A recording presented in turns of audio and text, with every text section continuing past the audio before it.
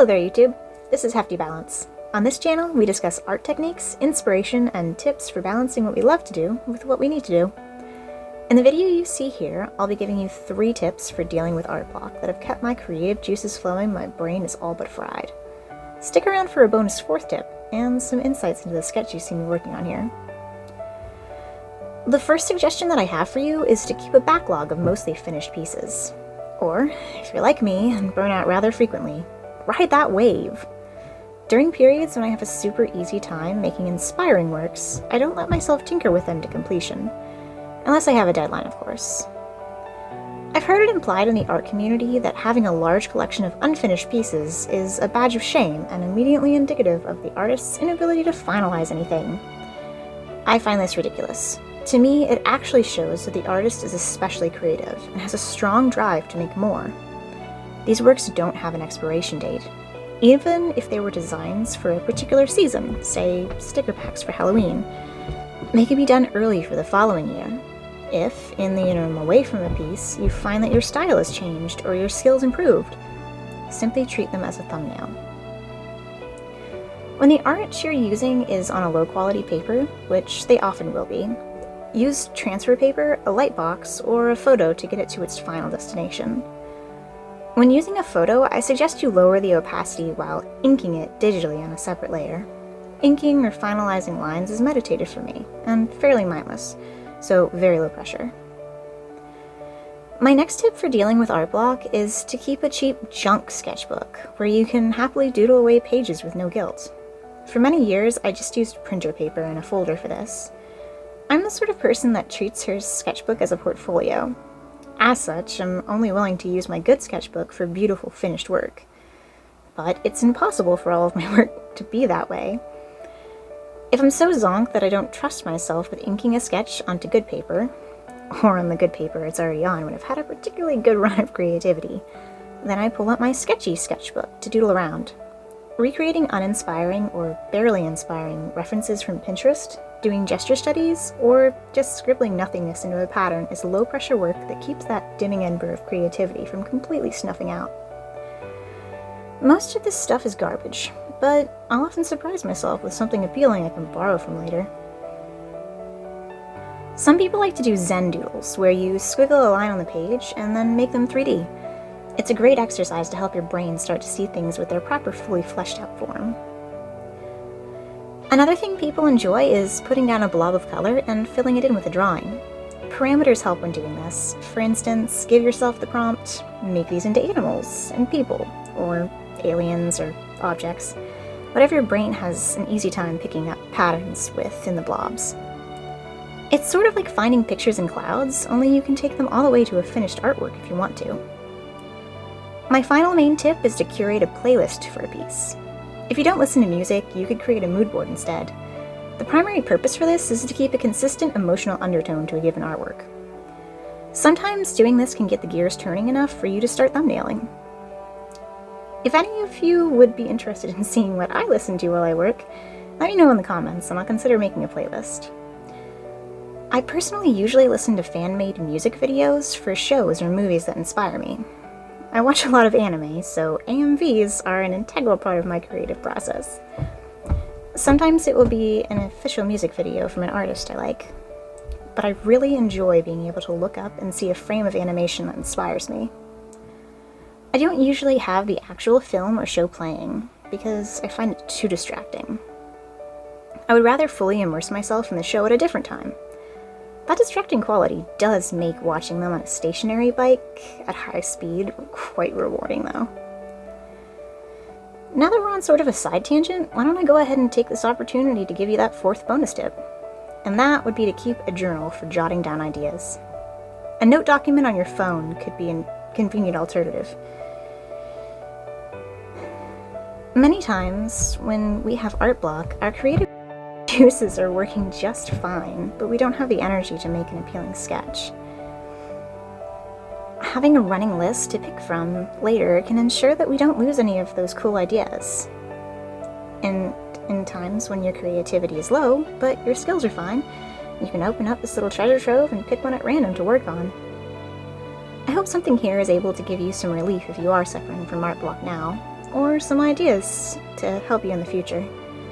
If you sketch along with me in this video and want me to check it out, feel free to list your Instagram in the comments. I'm hoping to build a bit of community with this channel. I have a lot more tips to battle art block, but these were ones that I haven't heard from many people on the subject. If you have a good one, I'd love to hear about it too. And on to the piece that I'm working on here. This is an example of a sketch that I started while I was on a roll, inked when I was a bit clogged in the brain, and then colored when I was getting out of art block. The sketchbook I'm using was specifically designated as a low-pressure place to work on coloring. It's a Strathmore Tone Tan 400 series, around an A5 in size. The tint of the paper is a nice mid-tone for me to work with, and takes the pressure of coloring down a notch. I can think about adding highlights instead of preserving the white of the page. As a watercolor artist, this isn't necessarily ideal, but I do work opaquely when I make digital art, so this is helping a lot. The liner I was using was a Kuretake eyeliner that can have a particularly sharp point if you have a gentle enough hand. The ultra-fine lines you can see in some of the shadow parts is a .005 micron pen. I've recently fallen in love with their precision. The sharp tip gives me a bit of leeway when inking that is really necessary for me when my house can literally shake from my kids playing around me. Back to the eyeliner brush pen the piece is mainly inked with though. It's a bristle brush, and although it's springier than my goat hair brush that I sometimes use with bottled ink, there's definitely a big learning curve for pressure sensitivity and lots of opportunities for you to get bumped and mess up a line. I love using it, and other brush pens, for quicker sketches because of their instant ability to provide beautiful line weight to a piece. But nowadays I prefer to give a line depth manually on more precious pieces to ensure less opportunity for error. I like to give an in-depth look at my technique for sketching that's similar to sculpting, where I lay down a line and then erase just a tiny bit of it until it looks crisp like line work on its own. That'll be a topic for another video though. For now, I'll tell you a bit about my artistic process. For this piece, it began as a figure study from a photo pack I purchased from Graffiti Studio. It was of a particularly spindly woman who was playing with weapons, glowing lights, furs, and a giant skull. In many of the photos, she is stretched or crouched in a way to accentuate her bones. I believe they created it as a witch pack for Inktober, but I rarely stick to any reference to the tea. So I've been able to create several not-so-witchy works with them. When I finished the basic sketch for her, I set aside my reference and first decided on the direction the face should be looking. I figured this out by drawing a floating circle above the head and swiping a line directly across to indicate where the eyes should be placed. I stepped back for a moment and let myself imagine where the character is looking based on those eyes, and what they are feeling. Then I draw the rest of the face, using something similar to the Loomis method, and scribble in some random hair strands to determine what length it should be. Most of the time, I'll leave the piece out at that point and do some sort of chore about the house or check on the kids. This gives my brain some time to wander. As I think about the character that should be there, I will periodically wander over and stare at the work, imagining the various characteristics that I have envisioned. I understand that intense visualization like this is difficult for some people, but it has been my go-to for creating for years now. I spend a lot of time in my head, probably about as much time as most people spend on Netflix daily, so this muscle has been thoroughly worked. If you struggle with this, please don't let it discourage you. There are loads of inspiring references online we have access to, and you can just pick and choose different parts and then fill it in as a character. Once my imagination wanders enough and I feel satisfied with my envisioned skin for the character, I hunker down and draw the rest of it. In this case, I was feeling a bit silly, and so I just made her into a cat girl. I really like making my characters nude, but I am trying to resist this little by little. She got a swimsuit. The original reference for this had a character sitting on top of a skull. I figured some blocks would fit this character better and gave her a little toy mouse to play with.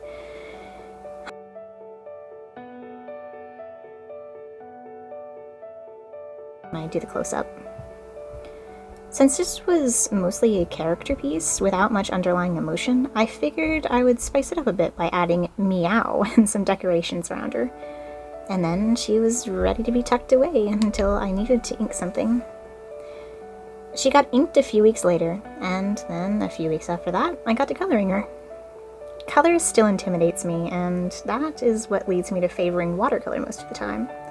With watercolor, in the style I prefer to use, the pigments sort of just dance haphazardly all over the page, within their set boundaries, of course. I can't overthink it.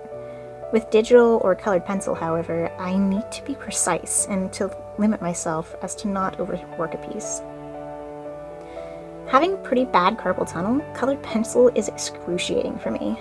It's a medium that requires heavy pressure in some parts, and there is no amount of wandering about or twisting my pencil that will make that not be an issue for me. I mention this so that if there is someone out there that loves art but feels like they can't create because of pain, I just wanted to encourage them to try out different mediums to find what is more comfortable, and to be okay with taking breaks. I want part of this channel to be encouraging my audience to do things that enrich their lives, but also find ways to do them in a sustainable and healthy way. I'm using Caran d'Ache colored pencils here. They are super expensive. I like the way they lay down, but they were splurged on because I wanted a light, fast pencil to touch up watercolor works that might be hung up in a gallery in the future. I didn't have any cheap pencils at the time and wanted something that was going to lay down quick, so here they are. The higher-end art supplies that you come across are usually that way due to both performance and how archival they are. The performance aspect can usually be closely mimicked by student-grade art supplies, and beautiful art can absolutely be made with dirt-cheap supplies, so long as you understand how they work. I chose some kind of random colors for the outfit. I'm just starting to dip my toe into the more academic use of color. It's largely instinctual at this point. I thought they were appealing. To ensure that there was a consistent direction from where the light source was, I drew a sun on the right upper corner. This little icon really helps me.